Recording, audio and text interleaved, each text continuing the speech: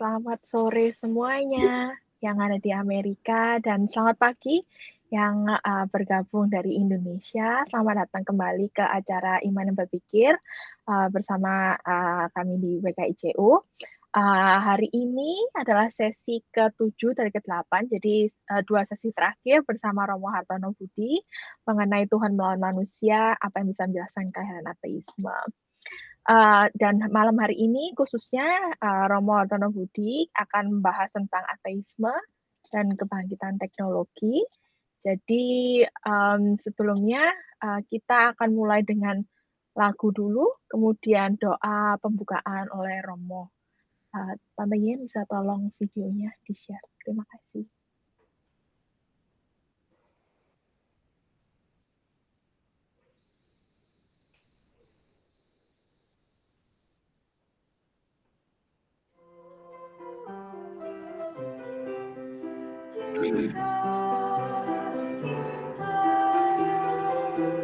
Rasakan arti hidup kita pulang bertahan yang Dia tempatkan dengan baik. Siapa kita manusia? Siapakah manusia hingga Tuhan ingat? Siapa manusia kau jaga?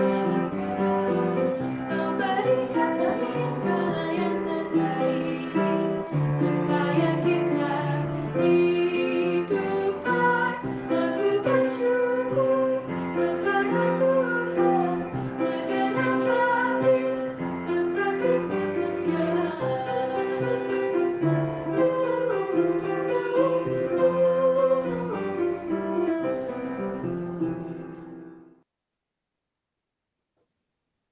Dalam nama Bapa dan Putra dan Roh Kudus. Amin.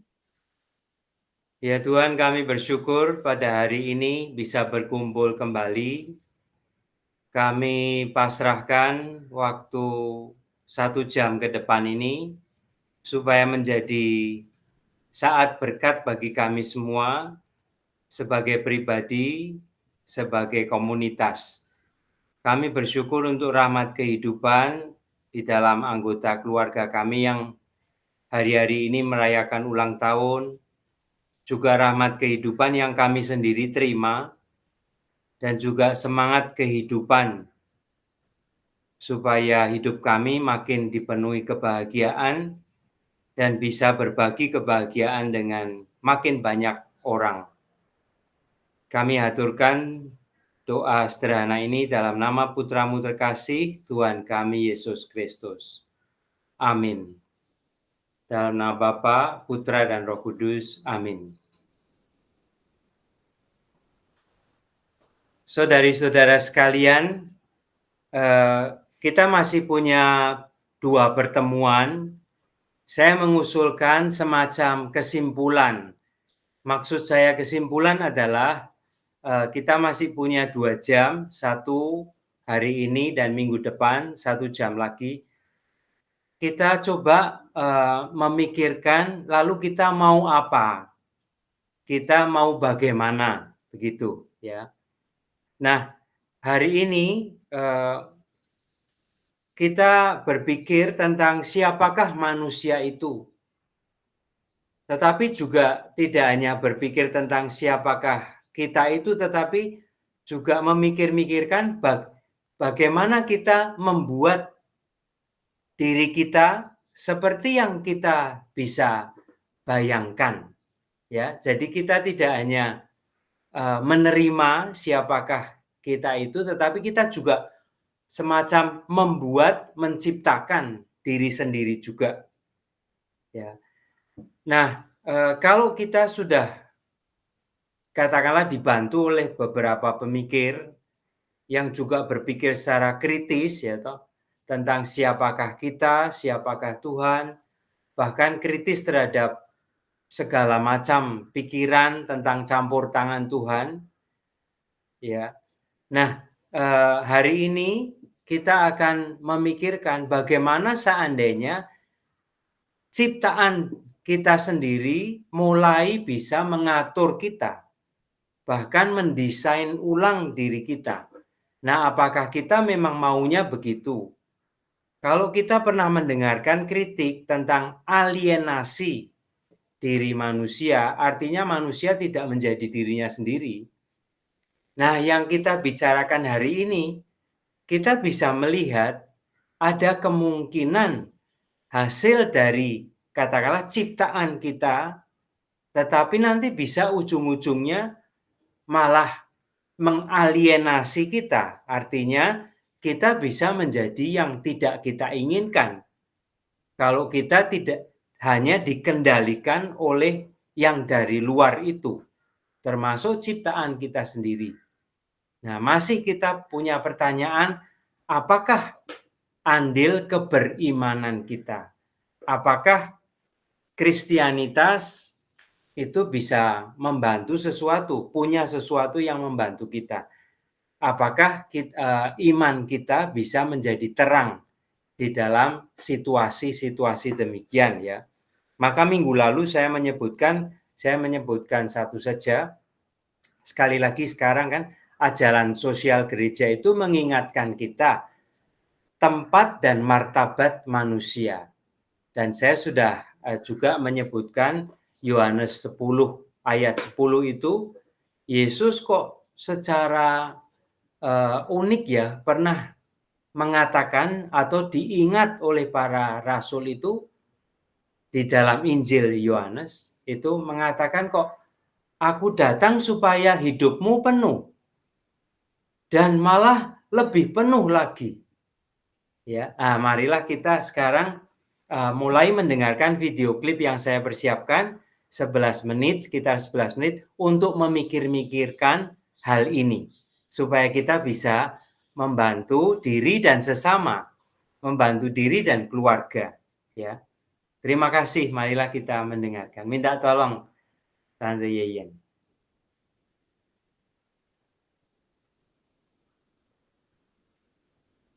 Jumpa kembali dalam acara Iman yang Berpikir.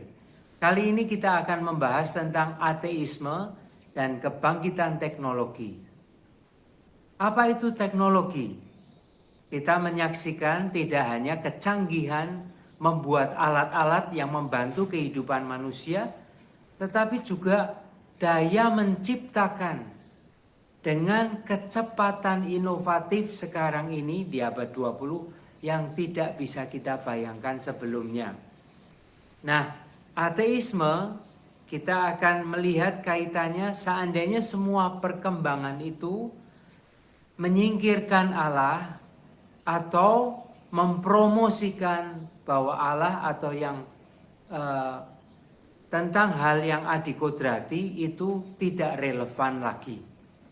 Nah, marilah kita pertama membahas tentang teknologi.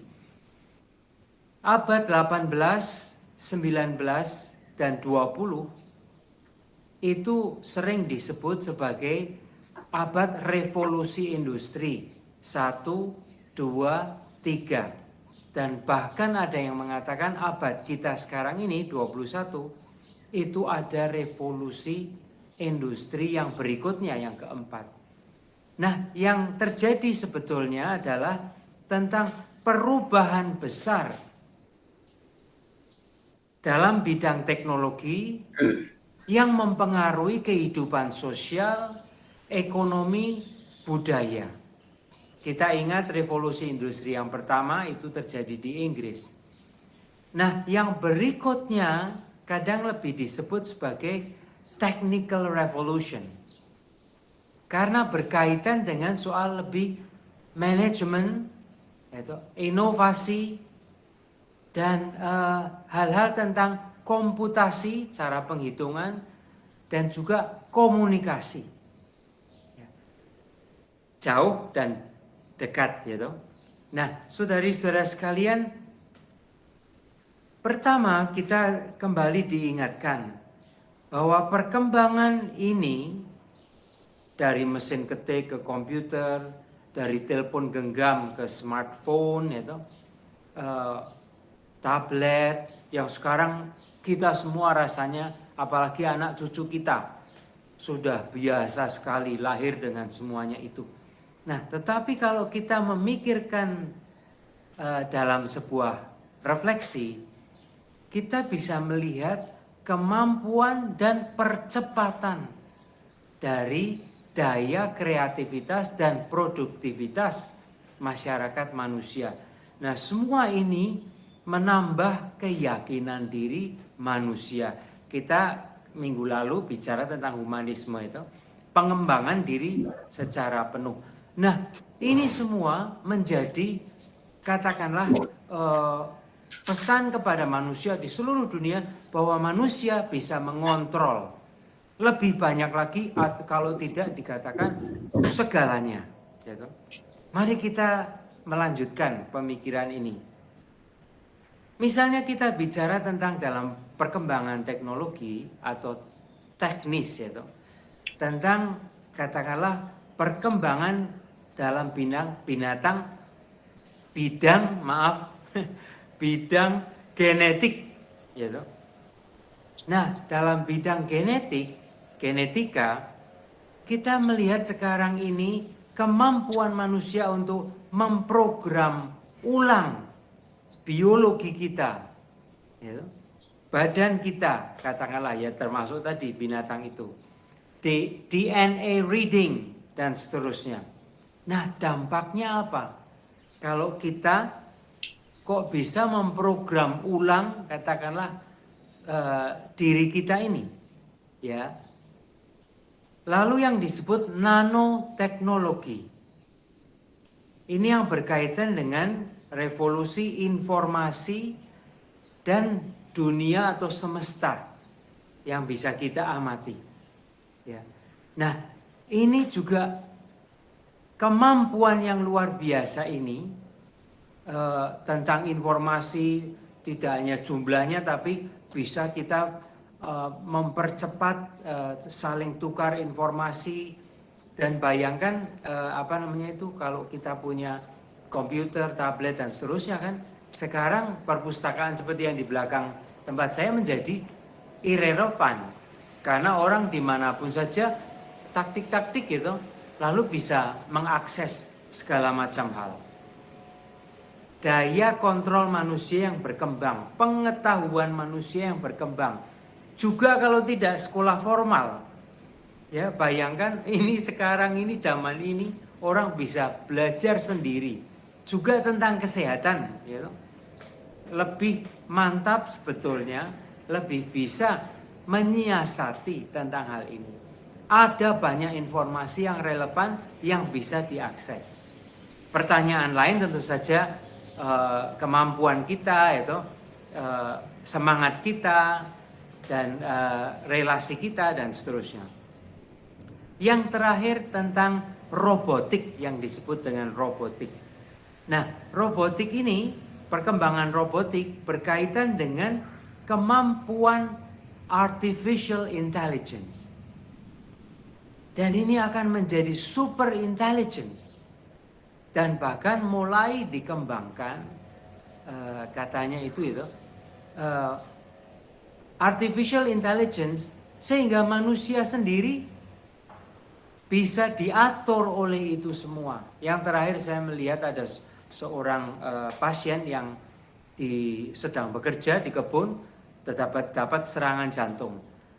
Istrinya langsung melaporkan hal itu kepada 911, katakanlah demikian. Beberapa detik kemudian ada helikopter kecil atau drone itu yang menjatuhkan obat dan dia selamat. Dan ini hitungan detik Dan drone itu tentu saja karena sudah dilengkapi dengan artificial intelligence yang kemudian bisa bergerak sendiri. Nah, saudari-saudara sekalian, bagaimana tentang kebebasan manusia? Kalau di sini kita melihat positif, tidak diperlawankan. Tetapi seperti pengembangan robot dengan artificial intelligence itu, apakah tidak seperti kita lihat di film mengatur, artinya akhirnya mengatur manusia. Saya ingin menambahkan satu lagi, saat ini yang disebut digital revolution. disebut biasanya mulai tahun 1980. Nah, ini generasi anak cucu kita kan. Nah, itu apa yang terjadi? Yaitu yang disebut mechanical analog electronic technology. Moving toward digital world. Nah, maka di situ pula tadi kalau saya menyebut tentang pasien, sekali lagi kita semua dibantu untuk lebih mandiri, ya, tanpa melalui pendidikan formal, bahkan tanpa training yang formal, ya, tanpa perlu bantuan banyak karena kita bisa semua bekerja. Nah, ini apa dampaknya bagi kita sekalian? Saudari-saudara sekalian, saya akan menyebutkan dua hal di akhir pengantar ini. Yang pertama tentang tempat Allah. Kalau kita serba tahu, serba bisa, lalu memang bisa jatuh pada kita tidak perlu lagi Allah. Lalu yang kedua, kecenderungan tentang yang disebut sientisme atau rasionalisme, empirisme. Ya. Nah, maksud saya adalah hanya percaya pada ilmu, hanya percaya pada rasio, lalu hanya percaya pada data. Data saja yang bisa dilihat kasat mata. Lalu kita juga mempertimbangkan yang kedua ini, fenomena masalah manusia, termasuk pelecehan-pelecehan yang juga terjadi di dalam gereja. Nah, ini menjadi orang, tidak hanya orang tidak memikirkan lagi Tuhan, tetapi kok orang yang katanya punya Tuhan, beriman pada Tuhan, mengikuti jalan Tuhan, kok juga ujung-ujungnya tidak ada integrity, yaitu personal integrity. Lalu soal penderitaan. Nah, kalau penderitaan ini menjadi PR semua orang. Mengapa di zaman kemajuan ini penderitaan tetap ada, gap kaya miskin rasanya makin besar, dan ini bisa dibuktikan dengan data-data itu. Dan juga penyakit seperti COVID kita ini, pandemi ini, mengapa dengan semua kemajuan teknologi, dengan percepatan kemampuan manusia untuk mengakses data dan membagikannya, informasi banyak sekali, tapi kok kita tetap ini sekarang lebih dari 2 tahun kan di pandemi ini. Nah, ini semua pertanyaan kita menjadi perlu kerjasama, tetapi juga mewaspadai tadi itu kecenderungan yang kemudian menyingkirkan, tidak menganggap serius, tidak melihat nilai lagi keberimanan Tuhan, yaitu dan iman. Mari kita lanjutkan percakapan kita. Terima kasih.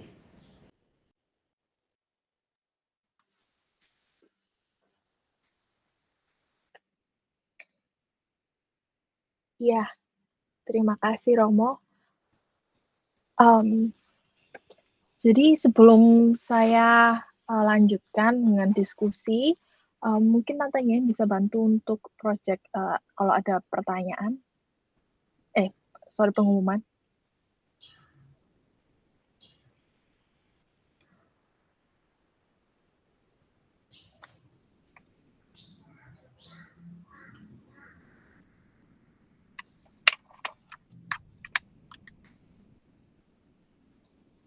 Oke.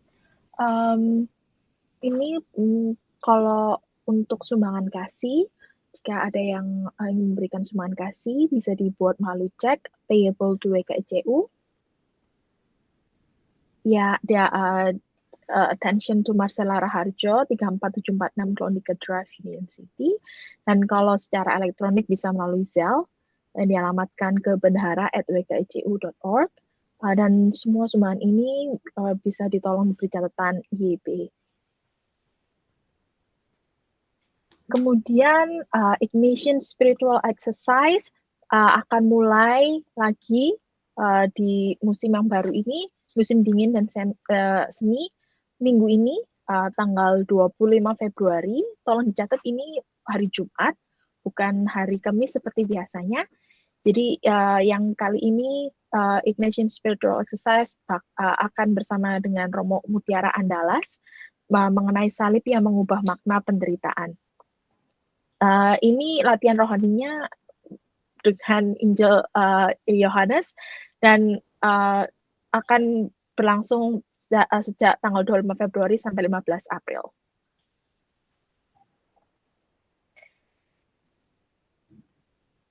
Dan untuk yang minggu ini, sesi pertamanya adalah mengenai di mana pusat kehidupan saya.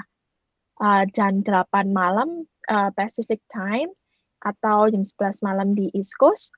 Dan kalau bagi yang dari Indonesia ingin bergabung juga, bisa Sabtunya tanggal 26 Februari jam 11 pagi. Dan untuk sesi terakhir bersama Romo Hartono Budi mengenai ateisme dan sekularisme, topik terakhir yang akan dibahas adalah New Age Movement dan ateisme. Ini tanggal 27 Februari, jam yang sama, jam 5 sore Pacific Time atau jam 8 malam di East Coast. Dan di Indonesia dari Senin tanggal 28 Februari jam 8 pagi.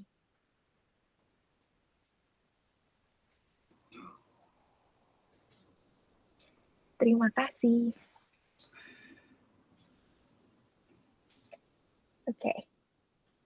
Jadi begini Romo, ini sebelum saya buka untuk ada pertanyaan, mungkin ada tanggapan terlebih dahulu dari teman-teman, komen.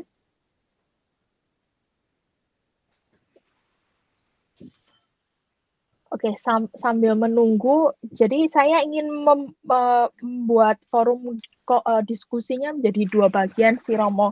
Yang awalnya tuh tadi untungnya Romo menyebutkan tentang alienasi. Saya berpikir kembali ke bahasan kita sebelumnya tentang sosialisme, komunisme yang dengan Karl Marx kan, kenapa ada alienisasi dan sebagainya.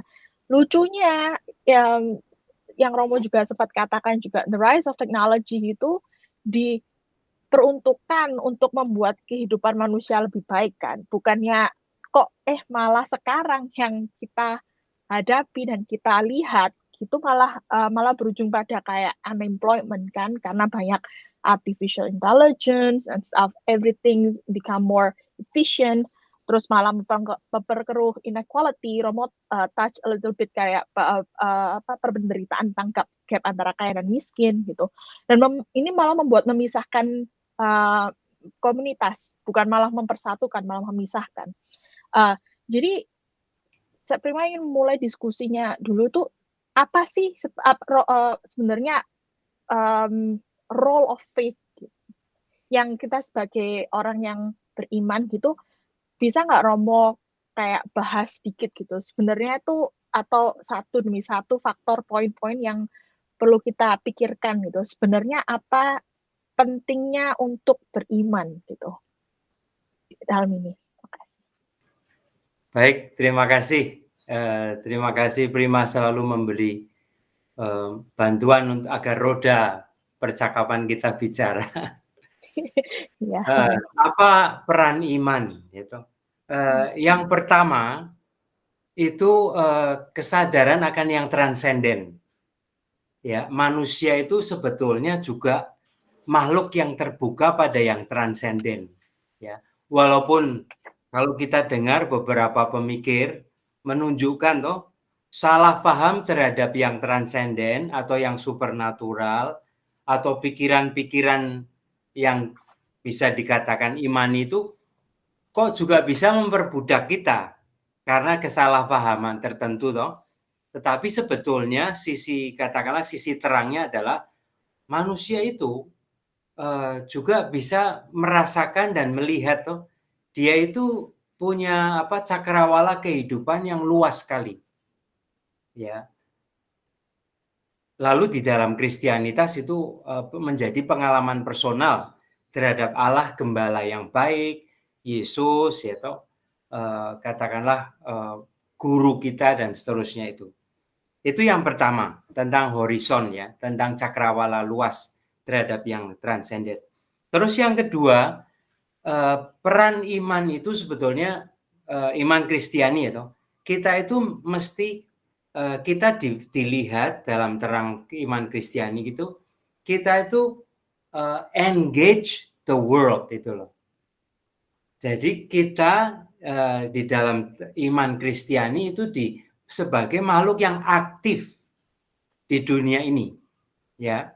Nah, sekali lagi aktivisme itu bisa kebablasan atau tidak bisa berhenti berefleksi atau melulu menjadi seperti mesin kan. Tetapi sebetulnya ide aktif itu ya berelasi dengan dunia secara aktif itu sangat dasar di dalam iman Kristiani. Makanya ajaran sosial gereja Katolik misalnya dengan jelas sekali menunjukkan visi tentang siapakah manusia itu dan martabatnya. Tentang pentingnya itu tadi Prima juga menyebut membangun komunitas, membangun keluarga. Itu tidak hanya alamiah instinktif, ya, tetapi ajaran Kristiani itu menunjukkan itu punya peran penting sekali untuk menjadikan diri kita lebih manusiawi lagi, ya, dengan membantu sesama membangun komunitas dan keluarga. Lalu menyadari hak dan tanggung jawab kita, yaitu kan ya secara aktif kita tidak hanya mengalir, tapi tahu hak dan tanggung jawab, ya. Tidak hanya hak menuntut hak kita, tetapi juga bisa exercising responsibility kita, tanggung jawab kita sebagai manusia, misalnya terhadap sesama itu. Lalu tidak pernah melupakan yang miskin, yang terpinggir, yang lemah. Itu juga ya sebagai orang beriman yang aktif itu diarahkan, diingatkan oleh gereja demikian. Mengapa? Karena Yesus. Karena Tuhan yang diimani Yesus. Allah yang hear the cry of the poor, misalnya gitu toh. Hear the cry of the oppressed, ya toh. Itu Allah yang sangat dicintai oleh Yesus itu. Yaitu Allah Bapa yang mendengarkan tangisan yang menderita, yang tertindas. Dan seterusnya tentang manusia yang bekerja dan martabatnya, solidaritas, tentang alam ciptaan itu. Ya, itu yang kedua. Tadi yang pertama tentang yang transenden, yang kedua tentang aktif itu ya, menjadi makhluk yang aktif. Nah, yang ketiga tentang kemuridan. Menjadi peran iman itu, iman Kristiani itu mengajak kita itu menyadari kita itu murid Yesus. Kita tidak orang sendirian itu atau ikut-ikutan kemana-mana gitu toh. Tetapi kita diingatkan kita itu murid Yesus. Nah, seperti kemarin ini hari Minggu itu Paus memberi sebelum doa malaikat Tuhan itu membicarakan Injil. Misalnya Injilnya kan tentang cintailah musuhmu. Nah, itu bagaimana itu? Ya. Nah, kita masih punya beda pendapat, ya, masih punya aneka interpretasi. Tetapi sebetulnya dasarnya adalah ya mau mendengarkan dan mengikuti Yesus dengan sungguh-sungguh. Juga kalau kita belum mengerti sepenuhnya, mengapa kok harus mencintai musuh? Apakah kita perlu takluk begitu saja? Kalau orang menempeleng itu, pipi kiri berikan yang kanan. Kalau orang mencuri, jangan diminta lagi, malah diberi yang lain dan seterusnya itu. Tetapi ada sesuatu semacam Jesus wisdom, kebijaksanaan hidup Yesus, dan Yesus sebagai Emmanuel, sebagai Allah beserta kita, yang akan melahirkan katakanlah kehidupan yang lebih manusiawi, kehidupan bersama yang lebih indah ya. Saya akan memulai dari itu dulu ya sebagai pancingan supaya roda percakapan kita, refleksi kita berjalan. Saya kembalikan pada Prima dan kita sekalian. Ya, makasih Romo. Bagi teman-teman, kalau ada yang mau bertanya, oke, Om Susilo, silakan. Ya, Romo. Ini kalau yang tadi Romo bilang, kemajuan teknologi sains yang sedemikian besar, dengan ada penemuan-penemuan robotics, artificial intelligence, genetik, terus yang terakhir malah di genetik, mungkin Prima lebih tahu itu mengenai gene editing atau ya, gene editing. Itu banyak hal lain yang tidak saya bisa sebutkan, terutama dalam bidang misalnya astrofisika. Itu pun banyak hal-hal yang baru. Dalam hal antropologi, terus dalam hal teori evolusi pun itu banyak perkembangan. Evolusi mengenai biologi dan evolusi mengenai sosiologi yang tidak saya bisa sebutkan satu persatu. Tapi yang jadi persoalan sekarang dengan kemajuan ilmu pengetahuan dewasa ini, di manakah letak yang tadi Romo bilang? Di mana letak iman atau kepercayaan kita atau Tuhan kita di dalam konteks kemajuan teknologi yang sedemikian cepat dewasa ini? Nah, kalau menurut saya begini, dalam hal ini kita mesti bedakan ya antara science and teknologi. Kalau science, kalau menurut saya itu harus berkembang terus, karena tanpa science tidak ada kemajuan. Tetapi science itu sifatnya apa? Netral. Ya, dia tidak ada baik buruk, tidak ada suka tidak suka. Ya, itu netral sekali. Dia mengatasi mengenai baik dan buruk atau tidak patut. Itu kekuatan sains.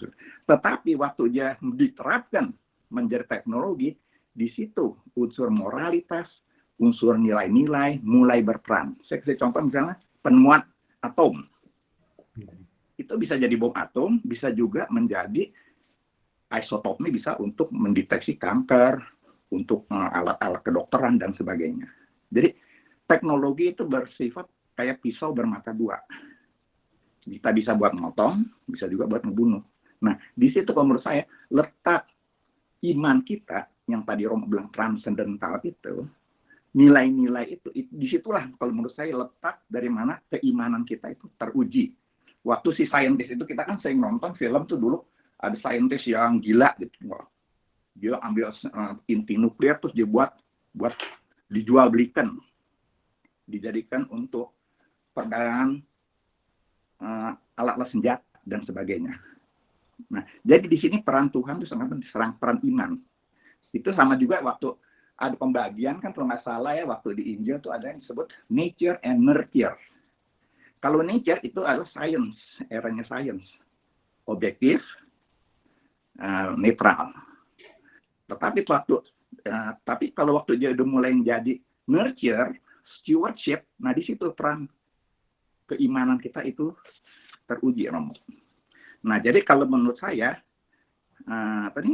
di situ ya letak peran manusia yang beriman di dalam mengikuti perkembangan ilmu yang sedemikian.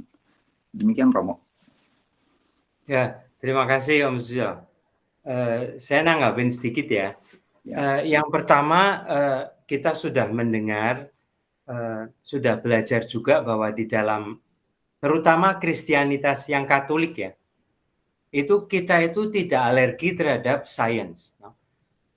Iman dan rasio itu sahabat baik. Ya, bahkan keduanya mesti bersahabat dengan baik, tidak boleh saling meninggalkan, apalagi mengkhianati. Ya.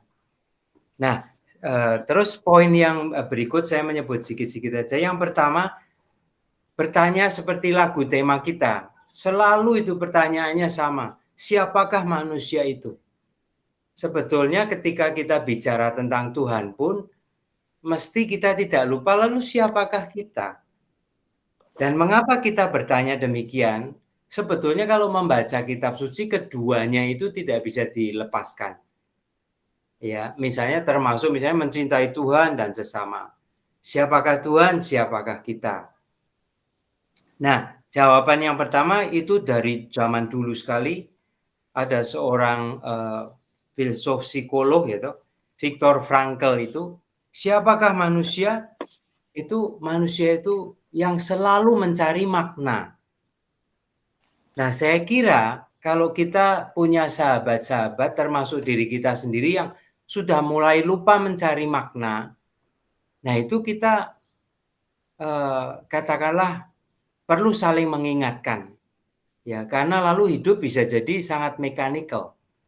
Ya, kita hanya katakanlah misalnya juga penelitian kan, tadi saya tidak tahu membayangkan bagaimana Prima membuat penelitian itu. Mungkin dari pagi sampai malam gitu ya. Tetapi kalau itu menjadi seperti robot, lalu at the end of the day, lalu Prima bisa tanya toh, ini saya ini ngapain sih?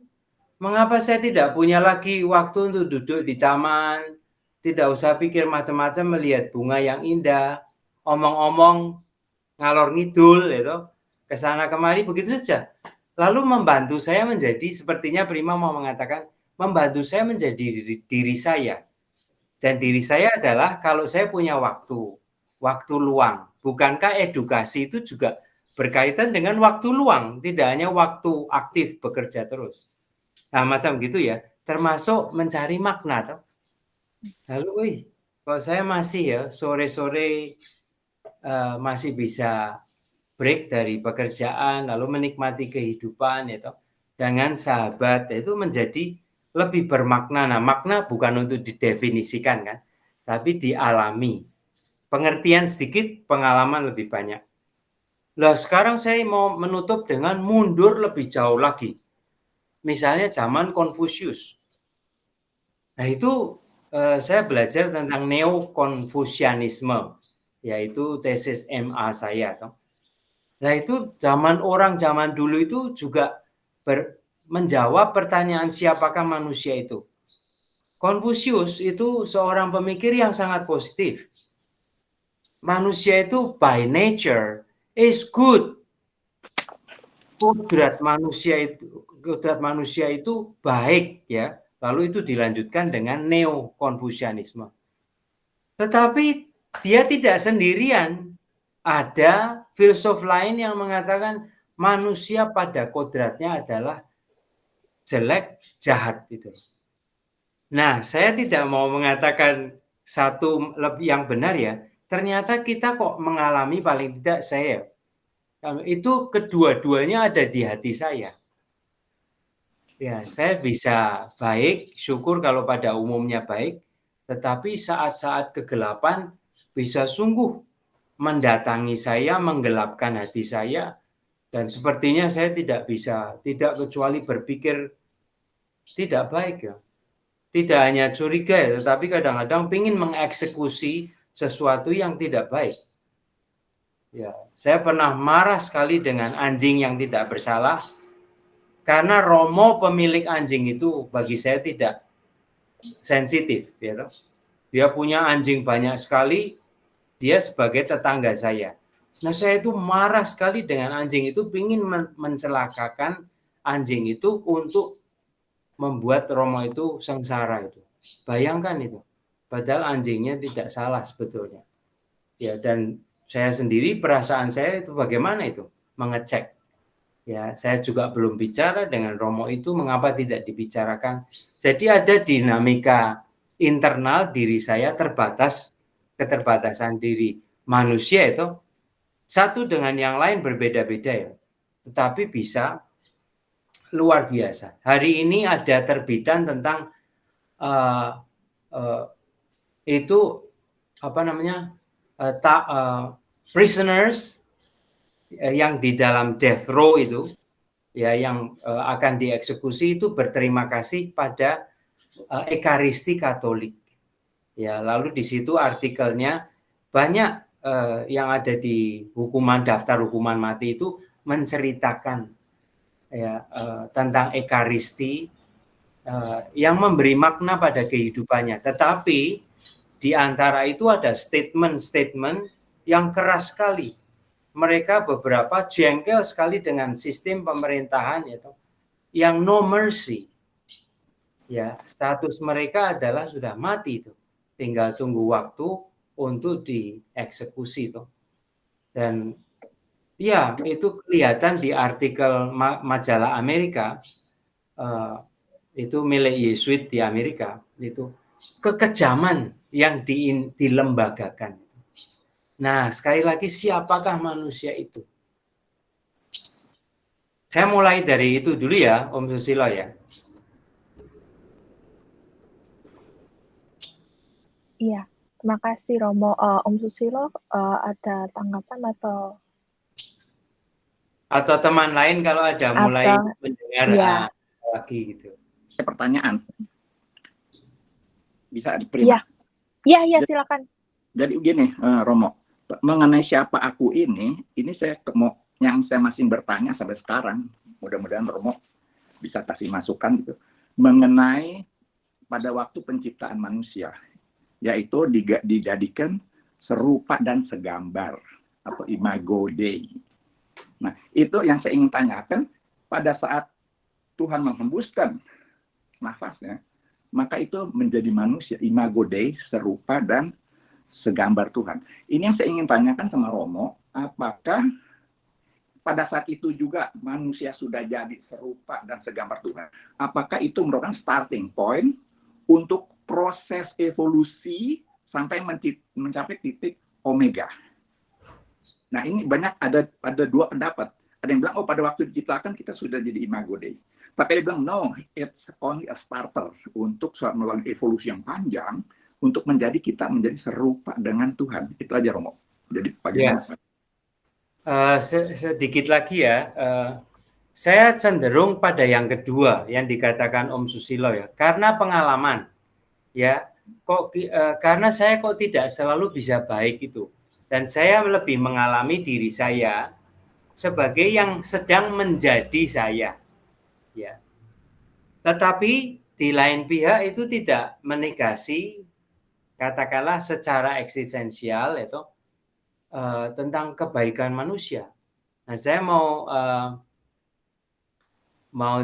cerita ini, ada kisah Yahudi ya tentang penciptaan.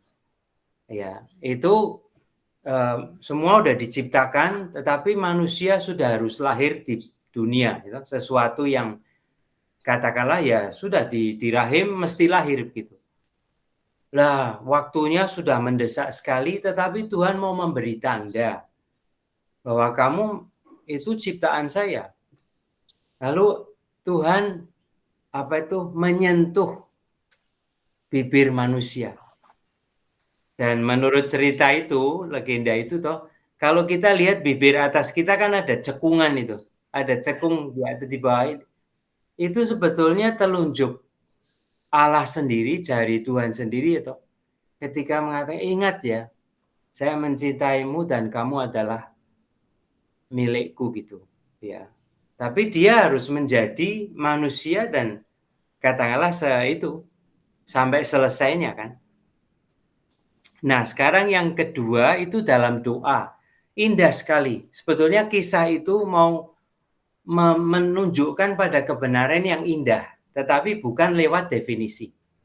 Dalam doa yang kita masih doakan di dalam Liturgy of Hours itu ada himne pembukaan, lagu pembukaan doa yang mengatakan ketika Tuhan menciptakan manusia, mulai menciptakan manusia, Adam, itu wajah putranya sudah mulai terbentuk. Nah, kita bukan mau mendiskusikan Adam diciptakan ada apa tidak, diciptakan kapan toh.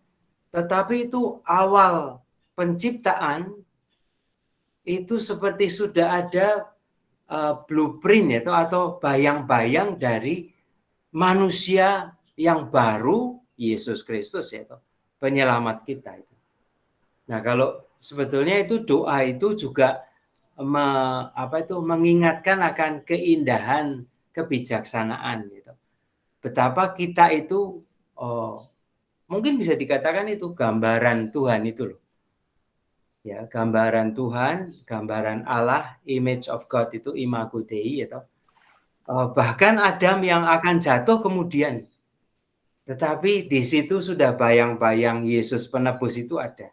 Nah, mungkin kita juga demikian bisa mengatakan suatu saat bayang-bayang sang penebus itu juga hadir ketika dengan keberadaan kita ini. Terima kasih Romo. Terima kasih. Terima kasih Romo, terima kasih Om Susilo.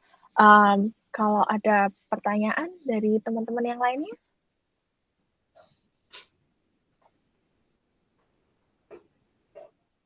Iya.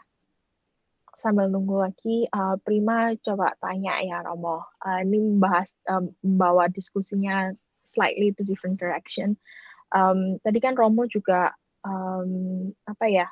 membahas tentang majalah tentang The American yang apa mau judulnya saya lupa. Amerika. The Amerika ya. Hukuman mati. Ya, itu kan tentang rise of technology, of course, rise of social media kan Romo ya. Saya bahasnya itu. Sedihnya itu saya sempat kayak kan dosesi yang lalu saya membahas tentang polarisasi agama. Bahkan within the church gitu kan ya. Itu kita believernya ada polarisasi gitu kan. Ada yang terlalu ekstrim, ada yang masih gimana gitu kan. Nah, itu saya melihat juga ada andil dari social media juga gitu kan. Tadi kan Romo juga memberikan contoh kadang kenapa sih ada perbuatan buruk gitu yang dilakukan oleh orang yang supposedly beriman gitu kan ya, atau yang beragama istilahnya. Dan terus itu kan wah diekspos-nya banyak-banyak gitu sekali kan Romo. Nah, itu saya ingin membawa diskusi itu walaupun saya ada pemandangan sendiri, tapi saya ingin membuka diskusi bagi teman-teman juga itu karena saya merasa this intolerant behaviors, all the violent behaviors itu sebenarnya itu disebarluaskan, sedangkan kayak sebenarnya yang shared messages of peace gitu kan, quality and tolerance itu malah nggak terlalu digembor-gemborkan, overshadowed gitu dari all these violent behaviors dan ini malah membuat image, anggapannya lah image orang yang beragama atau gimana menjadi berubah. Nah, saya ingin membawa ini juga ke bagian yang polarisasi agama sendiri gitu, dan bagaimana cara kita untuk menanggapi ini. Begitu banyak isu kan, dan mungkin Romo juga sempat bahas tentang sinod waktu dulu, tapi mungkin Romo juga bisa ingin membawa bahasan itu juga ke bagaimana gereja menanggapi tentang polarisasi sendiri dan pandangan agama, pandangan orang lain juga. Terima kasih. Ya, saya nanggapi sebisanya cepat ya, sesegera mungkin. Tidak langsung. Saya mau mengingat ini, hari-hari ini, minggu lalu mungkin, surat Yakobus, James, ya, itu membaca tentang lidah. Lidah itu yang bisa tajam sekali, lidah yang bisa tidak terkontrol sama sekali. Maka itu ada di dalam surat Yakobus itu ada, saya kira 1-2 bab itu bicara tentang lidah, indah sekali direnungkan itu. Bagaimana lidah manusia itu, itu sekecil itu, tetapi bisa memecah belah ndak karuan. Bahkan seluruh dunia bisa dipecah itu. Dan oleh yang jauh lebih kecil daripada pedang. Lidah itu lebih berbisa daripada pedang. Oke. Ya. Kalau media massa segala, kalau massa itu kalau dikaitkan dengan lidah, cara berpikir, cara berbahasa ya. Terus yang kedua saya mau mengingat ini. Saya itu tidak bisa tidak juga banyak belajar dan diingatkan oleh keluarga-keluarga, ibu-ibu lebih khusus lagi itu yang hanya menuai keheranan. Hidup keluarga itu tentu saja kan ada ups and downs, ya. Pasangan hidup itu tidak selalu malaikat, walaupun ketika menikah mungkin malaikat, ya. Tetapi banyak itu ibu-ibu dan saya kira juga bapak-bapak itu yang tidak pernah kita mendengar suara merendahkan, bicara tentang pasangannya itu secara negatif itu. Minimal tidak dominan, bukan mendominasi percakapan mereka itu. Termasuk silence. Gitu. Walaupun kita bisa mencurigai sekali lagi ya, karena opresif, karena kebiasaan tidak kritis dan seterusnya toh.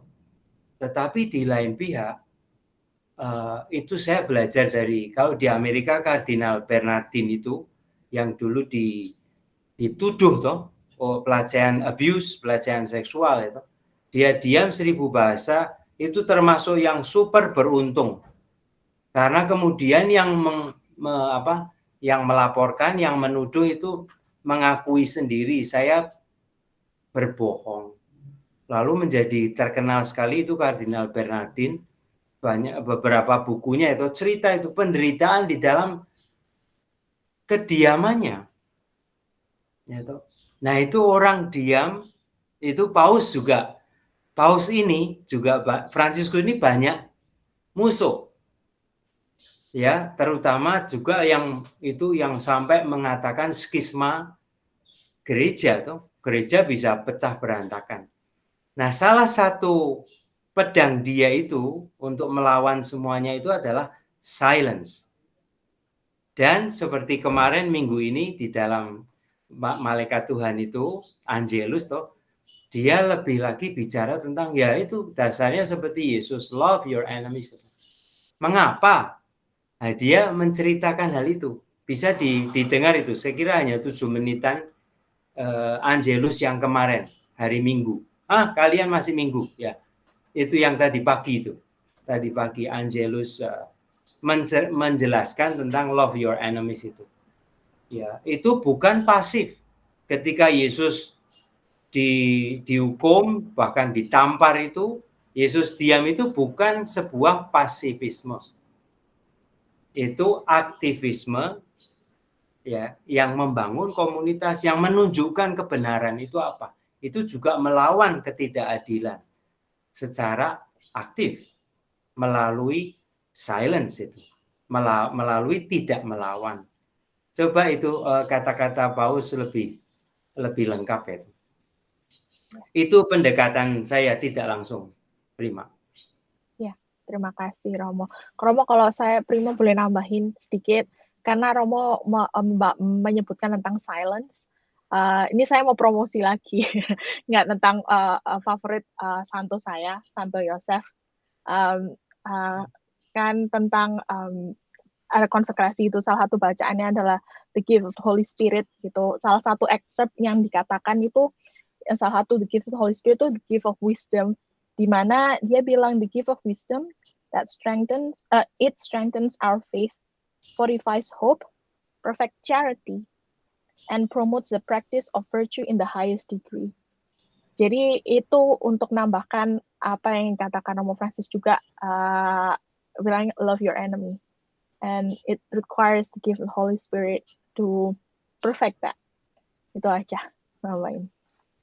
Ya, dan saya ingin ikut berdoa dengan semua yang katakanlah menghidupi demikian, itu kesabaran kita menjadi sekolah kita, dan kita menjadi manusia yang lebih luar biasa ya, lebih powerful. Juga kalau tidak dikenal orang, tidak harus itu dimasukkan majalah. Orang ini luar biasa itu. Nah, sudah. Santo Yusuf itu dan Bunda Maria itu. People of silence. Juga di kitab suci tidak ada tentang mereka. Iya, sayang sekali. Coba. Makanya, ya, kalau ada komen atau pertanyaan lagi, ada 3 menit sisa. Mungkin ada tanggapan. Boleh tanya? Sorry. Mau Pak Arsian dulu? Tante Yeyen. Dan lu Pak Arsian, silakan berdua bicara. Oke. So, Romo, Vatikannya sendiri, Romo.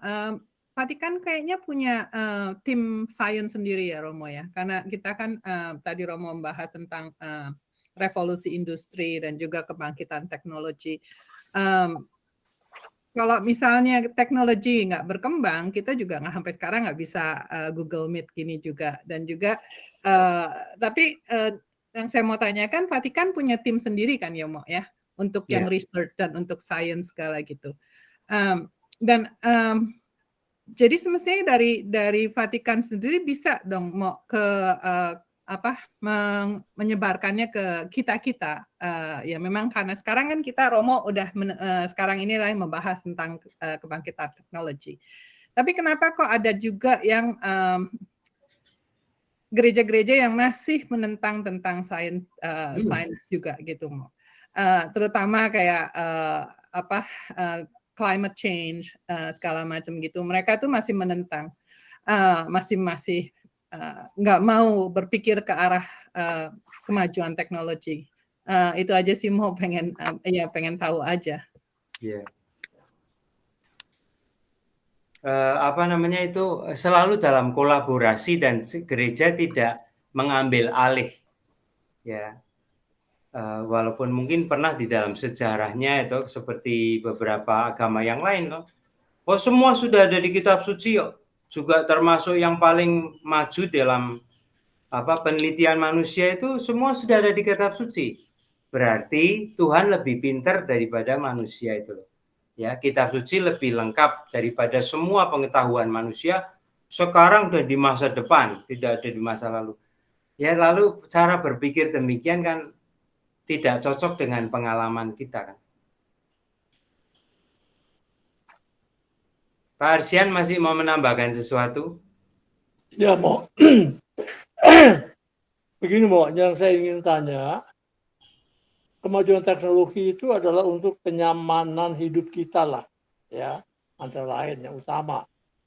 Semua nanti serba nyaman, serba ini, serba itu. Tapi apakah mungkin ada satu akhir bahwa kita nih hidup yang nyaman tanpa kekhawatiran? Apakah selalu derita itu harus ada? Karena tanpa ada derita, kayaknya susah ada bahagia ya. Begitu aja, Mo. Ya, itu yang pertama nyaman saya senang disebut toh. Karena itu seharusnya tidak hanya untuk kenyamanan. Karena kalau kenyamanan juga kalau udah dibagi-bagi lalu yang nyaman diri sendiri. Lalu diri sendiri belum tentu hidupnya perlu hanya nyaman saja kan. Lalu yang tidak khawatir itu saya hanya mau mengingat dari Mazmur itu. Hati manusia itu berbelit-belit tuh. Pikiran manusia juga berbelit-belit itu. Berlika-liku berbelit-belit. Kita kadang-kadang tidak tahu itu. Dari mana asalnya? Semua sudah ada, nyaman, ya itu sudah siap semua, tetapi tetap khawatir, tetap takut. Ya. Nah, kita tidak melarikan diri, lalu kalau demikian kamu perlu Tuhan, tidak ya. Tetapi kita mau belajar mendisiplinkan diri, ya atau mengatur diri, mengatur perasaan, begitu ya. Sehingga kita tidak termakan oleh semua itu yang menghabiskan energi kan. Dikatakan kalau orang itu takut, orang sebetulnya tidak bisa mencintai. Ya. Nah, itu bagaimana itu? Kurang lebih itu ya Pak Arsian ya. Oke, Mo. Ya. Terima kasih, Mo. Terima kasih. Saya kembalikan pada Prima udah 10.01. Iya. Tapi kita ada satu sesi lagi sama Romo terakhir minggu depan. Jadi bisa gabung lagi sama kita. Jadi untuk mengakhiri sesi malam hari ini, terima kasih banyak ya Romo. Mungkin bisa diputar lagu dulu sama Tante Yen, terus Romo pimpin doa dan kasih berkat kita semua. Terima kasih.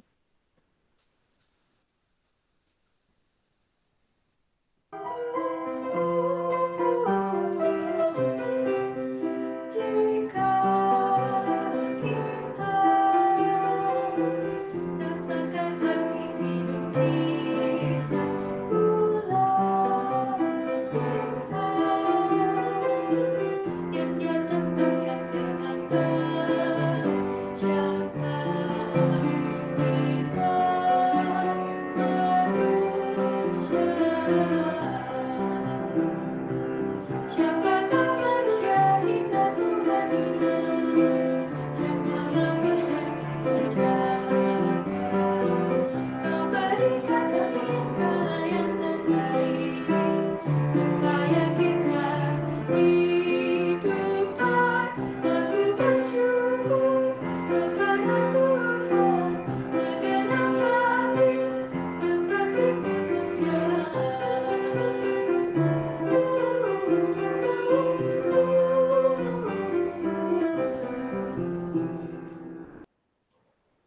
Dalam nama Bapa dan Putra dan Roh Kudus.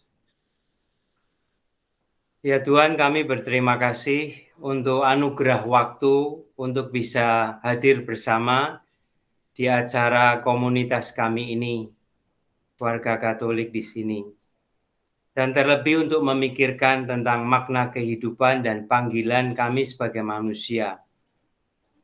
Kami juga terima kasih boleh mempunyai Bunda Maria dan Santo Yosef yang di dalam ketersembunyiannya membawa Kristus kepada kami, Sang Juru Selamat yang sungguh luar biasa untuk kehidupan kami dan juga masa depan kami.